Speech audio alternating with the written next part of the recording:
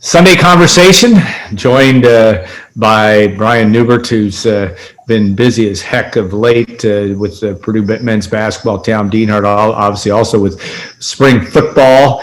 And I want to thank our sponsor, and that, of course, being the Purdue Union Club Hotel, a world-class hotel on a world-class college campus.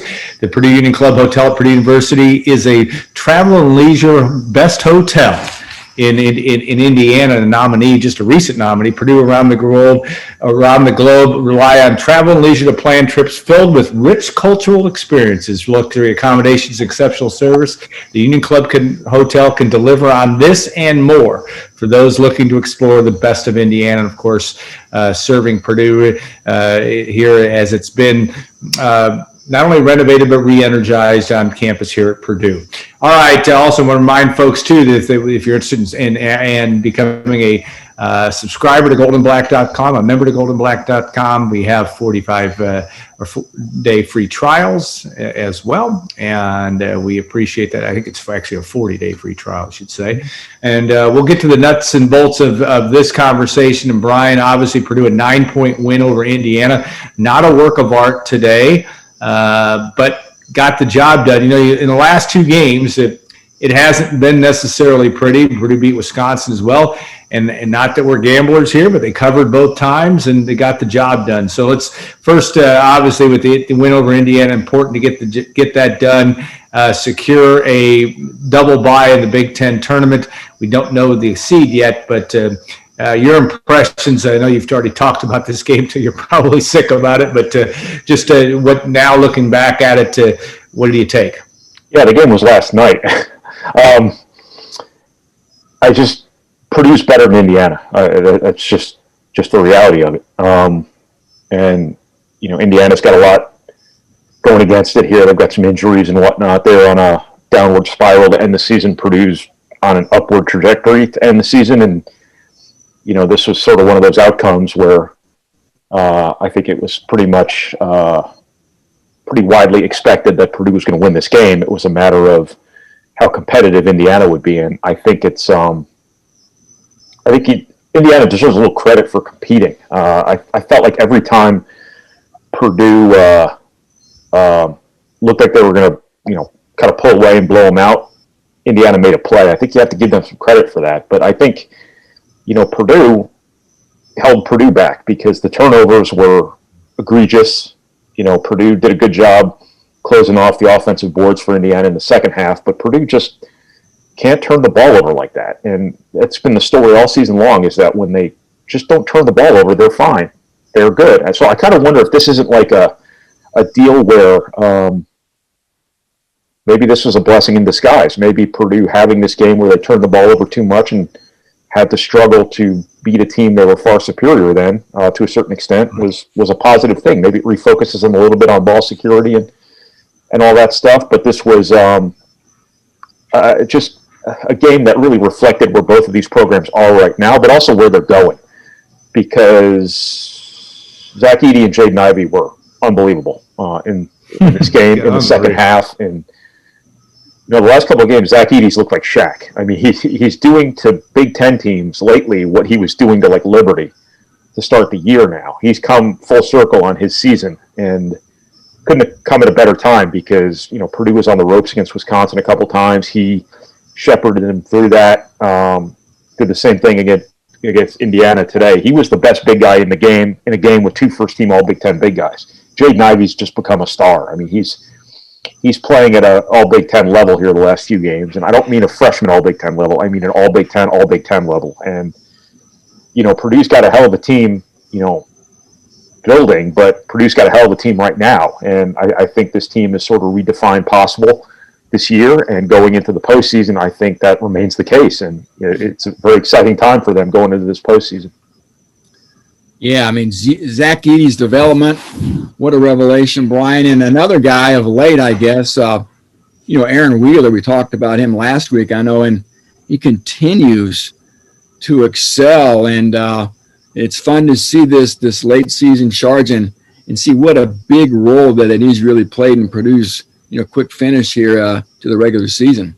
Yeah, I mean, this is, he made a lot of shots as a redshirt freshman. but he made a lot of shots, and there's a difference between making shots and playing well. And I think the last 4 games, I think he's played as well as he has in his Purdue career. Yeah, I agree. Within the context of his role.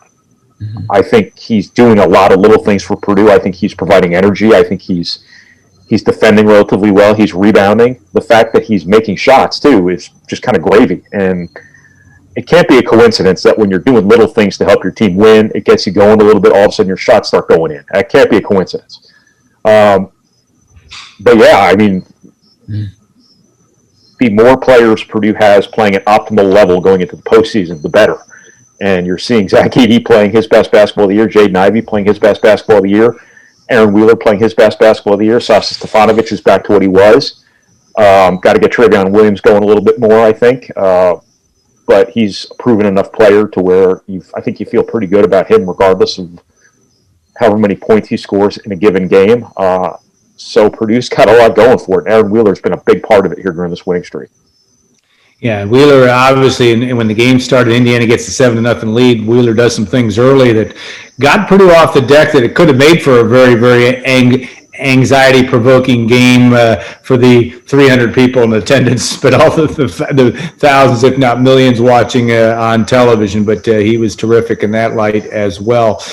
Matt Painter was asked on his radio show after the game about, do you think your team is playing its best basketball right now heading into the tournament? I'm just interested, Brian, in your perspective, and not to overdo this because we understand, just like what you went through, what you said, certain guys, Edey, Ivey, have stepped their games up. That doesn't necessarily mean, Williams wasn't terrible today. He had 3 for 4 and 7 rebounds and played 19 minutes. He wasn't like he didn't do anything, right, but he had turnovers. But the point is, that is still a situation where, do you think this team is poised to be great in the postseason because of where it's playing now, or do you think it's going to have to take another step, or is it just a crapshoot because the league is going to be so tight and so competitive when you talk about the Big Ten tournament? Well, I think a couple of things worth mentioning. I think Purdue's schedule laid out for Purdue to have success down the stretch, and I think to Purdue's credit, they took full advantage here. I think they found they're playing their best basketball of the year, but they're not playing the schedule they played at the start of the Big Ten season, which I think was a blessing in disguise for Purdue because, I think playing all those really tough road games right away, playing, I think, 3-4 road games in a row, whatever it was, starting out going to Iowa, then going to Illinois, then going to Rutgers when Rutgers was good. I think that really made this team get better early on, and I think it got them to the point where they could win at Ohio State, they could win at Michigan State, but then also functioning at a level high enough to where when you get a relatively manageable home stretch in the Big Ten, which Purdue has had, there's no easy game in the Big Ten, but there's easy and there's easier, and I think Purdue, had a chance schedule-wise to close strong, and I think starting really tough got them to a place where they could take full advantage of it. I think that going into the Big Ten tournament, you are playing your best basketball here. You do need to get Travion Williams going, I think, but you've gotten better and better defensively. You've gotten better and better offensively. Your freshmen are are playing their best basketball collectively of the year, at least in terms of Jaden Ivey and Zach Edey. Mason Gillis has been a constant all season long. Brandon Newman's in a new role now coming off the bench, but I thought he did some positive things. Here tonight, they've got to control the turnovers. That's been the case every game they've played this year, and that's going to be the biggest key going into the Big Ten tournament. If Purdue just doesn't turn the ball over and everything continues as it's been going, there's nobody in the league Purdue can't beat. Yeah, Big Ten tournament next, Brian. I guess, what should fans expect Purdue to accomplish here? I mean, being a top 4 seed, you're going to play some tough games. I guess I'm not so sure how much Purdue can gain as far as improving its NCAA seed in this event. Maybe if they win it, they're a lock to be a 4 seed. It seemed to be probably a 5 seed, maybe a 4 seed, I guess. I'd be interested to see your perspective and maybe what you're looking for from the Boilermakers on a couple of different fronts when this thing kicks off for them on Friday. Yeah, I think probably more than ever, the bracket's going to be pretty complete going into these conference tournaments. And the committee probably rooting against people that it doesn't have slotted to be in the tournament, i.e. upsets in conference tournaments. But I think Purdue's got to be pretty well slotted in its seed going into the Big Ten tournament. I don't know how much upward mobility or downward mobility there's going to be. I do think some Big Ten teams are either going to get seeded higher than they belong or lower than they belong just to make the bracket work. Because you have to keep Big Ten teams from facing one another before the Sweet 16. And with so many of them in the field, and we don't know exactly how many there's going to be, but there's going to be a bunch. I think the days of them getting 11 teams in there, even 10 teams, are probably past now. But there's going to be a lot of teams, and it's going to be hard to make the bracket work unless you move somebody from a 5 to a 6, or you move somebody from a 5 to a 4, kind of on down the line. So Purdue's seeding could be something different than whatever people project them to be going into the season. But I think going to the Big Ten tournament, you're playing for a championship more than you're playing for seeding. You didn't get the Big Ten title in the regular season, nor should you have been reasonably expected to. I think that's Purdue's motivation now. I think, the chance to win 3 games in however many days it is and win a championship is the bigger deal than playing for seeding, because Purdue's in the tournament and its seed is probably pretty well set, whatever it may be. Mm-hmm. We'll know by 3:30 today whether it's going to be Purdue as a 3 seed, and that's if if Wisconsin would upset Iowa at Iowa. If the Badgers don't win, then of course Purdue will be the 4 seed. And, Joe Lunardi and others have said maybe Purdue is a 4 seed in the NCAA tournament. They may be the last of the 4 seeds. Who knows? And I suppose, like you said, Brian, that they could help themselves only up to a point if they do very well in this tournament, in the Big Ten tournament, I should say. And that's what's going to be an interesting storyline to watch. And I think one of the last things is looking at Purdue, Brian, in terms of what the turnover issue is an interesting challenge, because it's 15 turnovers is more than you need to have. That's been a storyline throughout the course of the season. There have been times when Purdue's gotten that number down, or at certain times during the Big Ten season. But is this just the reality of this team that, again, that little bit of youth, a little bit of maybe carelessness at times? Is this the pedigree of this basketball team that, they'll have to just overcome that to some extent, even as it advances? Well, it's March 7th, so calling Purdue a young team still. I think in the big picture of the season, Purdue's a young team, but I think now, right, Purdue's played however many games they've played. It should be out of their system by now. It's just concentration. I mean, it's just, you probably have to give Indiana some credit. They're a better defensive team than I think they get credit for. I think they gave Purdue some problems from a defensive perspective, but Purdue just has shown that they can turn the ball over a bunch in the first half and then be reminded about it at halftime and then clean it up totally, and then they're a totally different team. That was maybe more toward the start of the Big Ten season than it was more recently. But as Painter said after the game last night, was that it's something you always have to be working on, especially when you're winning. And as I said before, it might be a blessing in disguise that, Purdue has this 15 turnover game right before the postseason, because now everybody should be hyper aware of it. Because it all season long, and to this day, it has been the single biggest albatross flying over Purdue's head regarding what they have to do each and every game. Yeah, going to be a storyline you watch, obviously, as you get to the challenge of the last couple of minutes of NCAA tournament games down the road, because that games will be close and execution is going to be at a premium. All right, Tom, we'll switch gears a little bit. You hear from Jeff Brom after scrimmage today in a different way. Didn't get video of him because some technical difficulties, but you did talk to the coach. Your impressions, amazing that spring practice will end before spring actually starts, I think is true. If you can believe that. We're 2 weeks away now from the end of that, a little bit less than that, actually. What did you take from what the coach had to say after the scrimmage today? Obviously, talk about the defense and more. Yeah, he thought the defense had the upper hand today. He seemed pleased with the progress that unit is making, which obviously is encouraging. given all of the change on that side of the ball with 3 new assistants already in place, of course, a 4th to come after spring football, a new scheme being executed by coordinator Brad Lambert. So, yeah, still a lot of moving parts. It's important to remember, fellas, there's a lot of key personnel missing, especially on defense. I mean, there's no Anthony Watts or Lawrence Johnson playing at tackle right now. They're out. Jalen Alexander, the linebacker, he's out. Cam Allen, Marvin Grant, they're out. The 2 safeties. Gio Howard is now out. Jeff told us for the rest of spring with injury. So, again, there's been a lot of attrition. As Brian knows, he's covered this for years, too. Spring's a time for surgeries, and it's a time for guys to get healthy. So, take everything with a grain of salt, but still it was very encouraging to hear Jeff say that he's pleased with this defense. Now, offensively, guys, he has some concerns still. The ground game, as we all know, is a point of emphasis. Wasn't a good day for the guys up front in the backfield. And the kicking continues to be very problematic as well, guys. That's going to be a concern, I think, walking all the way up to the start of the season, trying to get this kicking position sorted out. So still a lot going on, fellas.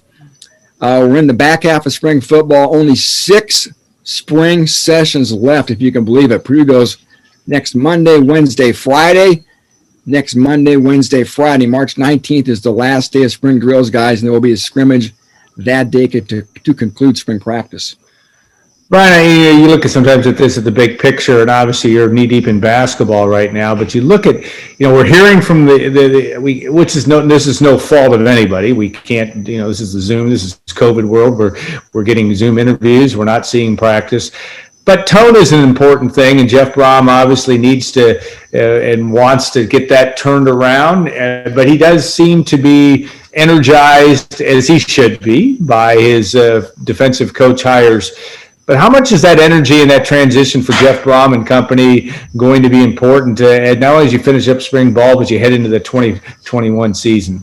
Well, it's going to be really important. I mean, Purdue's got to get momentum back somehow. Got to get moving back in a positive direction, and I think energy is always a big part of that. And I think if the defensive staff can bring a little bit more of that, and things might not be as drama marred as they were or appeared to be behind the scenes last season on defense, I think then that's obviously a place to start. I think that what will be interesting this year is that Purdue will enter this season with the least hype, of any season thus far under Jeff Brom. 2017, you go into it with the new coach bump, all the new coach enthusiasm. The next year, you go into it having surprisingly had some success right away. The year after that, you go into it with pretty high expectations, even under the circumstances. All along the last 2 years, you've had people swooning over Rondell Moore and things like that. And while you have some stars on this team, still in David Bell and George Karlaftis and whatnot, I don't think Purdue is viewed as hot anymore, nor should they, given the results of the last season, but the last 2 seasons. So I think maybe if that's an opportunity to kind of restart things, maybe everyone resets their perspectives a little bit. That might not be the worst thing in the world for Purdue in terms of turning things around, getting a little momentum going again. Tom, and the last question as we close out this Sunday conversation. But you look at, and you've been around coaches and know of some of these guys for a long time. But Mark Hagan certainly, and Brad Lambert, and others that maturity level they bring, and maybe that energy from a quiet standpoint. Any sense of that as you talk to those guys this week? And obviously Mark Hagan is happy to be back to a place he knows well, but that energy level that you need to have a good defense, but also to have a program that needs to turn some things around. What's your sense there?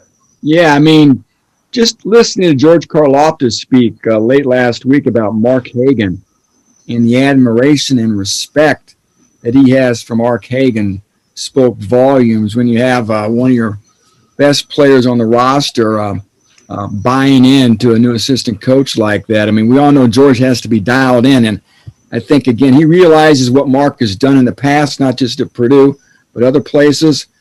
And it was encouraging. And again, I think these coaches have to command your respect, right? I mean, the head coaching experience of Brad Lambert, Ron English, then the numerous stops at high-level programs for all three of these guys is very impressive. So they command a lot of respect. They bring a lot of wisdom and knowledge, and a lot of know-how overall to the positions. And, yeah, energy too, guys, to kind of circle back is very important. And I do sense talking to players that there is energy on that side of the ball. So that's key.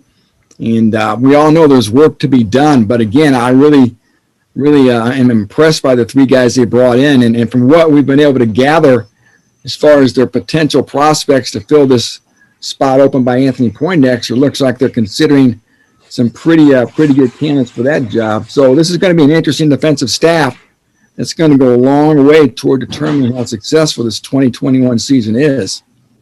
Yeah, and Brian, I think you're right too about you're no longer the hot star in town, so to speak, and you kind of have to recalibrate. That will be a storyline that we'll be watching as Purdue gets ready. It's still a few months away, but September 4th, 2021 will be here before you know it, as Purdue will be taking on Oregon State to start the 2021 season. All right, guys, always interesting conversation, and we appreciate that very much. There'll be a lot going on this week as Purdue not only gets ready for the Big Ten tournament for men's basketball, but obviously also more spring football as well on the site. We want to thank our sponsor, the Purdue Union Club Hotel. We appreciate them and all they do for us. And a reminder, too, that to folks that are interested in subscribing and becoming members at goldenblack.com, please try out our free trial. Great time to do that. Lots going on in Purdue sports. So, guys, have a great rest of the weekend, what's left of it. And we'll look forward. It's tournament time, and that's always a fun time of year for basketball. We'll see where the Boilermakers not only land this week when they go to Indianapolis, but when they go to Indianapolis or wherever they go to in the state of Indiana, I should say, the following week for the start of the NCAA tournament. Have a great weekend, guys, and thanks again so much.